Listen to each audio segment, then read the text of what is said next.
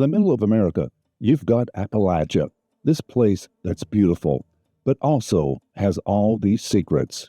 For years, the mountains have kept those secrets locked up. But in the 1980s, a totally new kind of secret started spreading through the back roads. It showed up in kilos, starting as a whisper from South America that turned into this explosion of corruption and violence.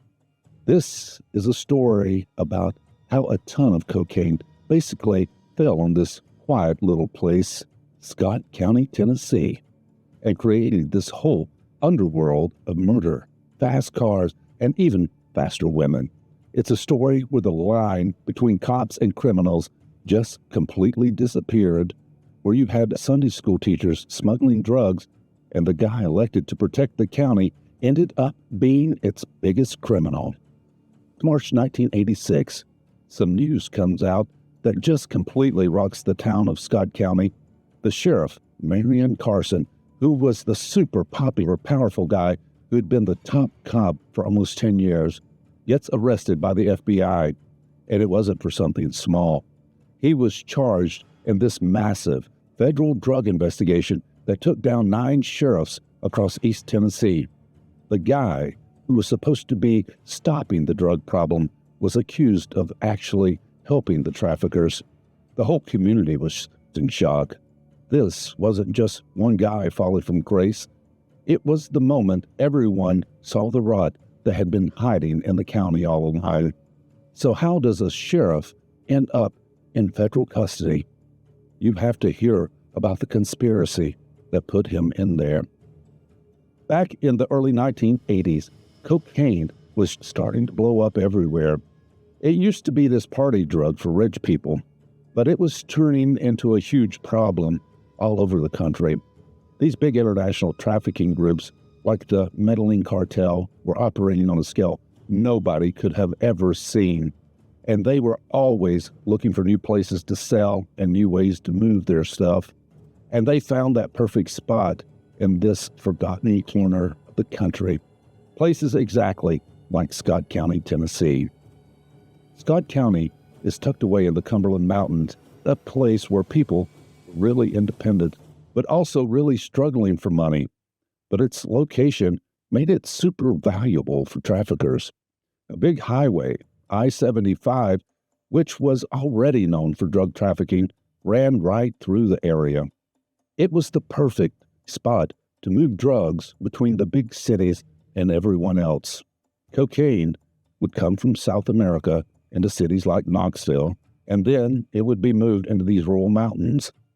At the same time, crack was hitting the scene, which was a cheaper, more powerful version of cocaine that was wrecking cities.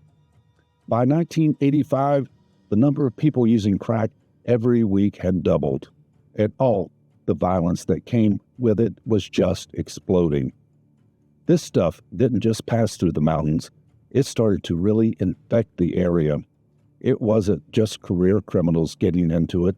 The temptation of easy money was so strong that it pulled in this group of people, local farmers, bikers, and small-time business owners who all saw this as a chance. They became the new dealers, the ground soldiers in a crime ring that was about to get completely out of hand. As more and more cocaine poured in, it created this whole illegal economy. In a place where a good job was tough to find, the drug trade was like a shortcut to a life most people could only dream about. A world of fast cars and faster women, where guys traded their old pickup trucks for sports cars, and local barners were suddenly buzzing with all of this new money. But this new wealth had a really dark side. All that money brought paranoia and violence with it. Deals would go wrong out in the middle of nowhere on some deserted mountain road. Old fights that might have been settled with fists were now being settled with guns. The huge spike in violent crime that was happening nationally with the crack epidemic was now happening on a smaller scale all through the hills of Appalachia. The whole community, which had been built over generations, was starting to fall apart. The whole operation just kept getting bigger and more organized. The distribution network expanded, and pulled in a wild mix of people. Outlaw biker gangs who were already pros at illegal stuff forced their way in and used their connections to move drugs. Local guys who were good at business started using those skills for a much more dangerous product. The chance to make thousands or even tens of thousands of dollars on a single run was enough to make regular people take insane risks. It turned neighbor against neighbor and left bloodstains all over those misty mountains. A criminal empire that big can't operate out in the open without some help from the inside. There was too much cocaine money floating around, and it started to corrupt the very people who were supposed to be enforcing the law in Scott County. The conspiracy went all the way to the top of local government, pulling in cops and judges. And the biggest symbol of all of this corruption, Sheriff Marion Carson from a political dynasty. His family was all over county politics, and he was a popular sheriff. He got elected back in 1978 and was in office for almost a decade. He built this image as a tough, dependable lawman who really cared about the county. But the FBI was seeing something completely different. In May of 1985, they launched this big undercover sting called Operation Mach 10. Federal agents pretended to be major cocaine traffickers and started making connections all over East Tennessee to see which officials were dirty. And according to the charges, he eventually pled guilty to. Sheriff Carson walked right into their trap. He wasn't looking the other way. He was actively giving them protection, making sure the same smugglers he was supposed to be arresting pass safely through his county. For the right price, the sheriff's badge basically became a get-out-of-jail-free card for some of the most dangerous criminals around. When a county's top cop is a key player in a drug conspiracy, that's ultimate betrayal. These kinds of hidden stories where power and corruption clash in the craziest ways are happening all the time. If you think these deep dives into the dark side of things are as fascinating as we do, go ahead and subscribe and turn on notifications. You're not going to want to miss the stories we're digging up next. Then, in March 1986, it all came crashing down.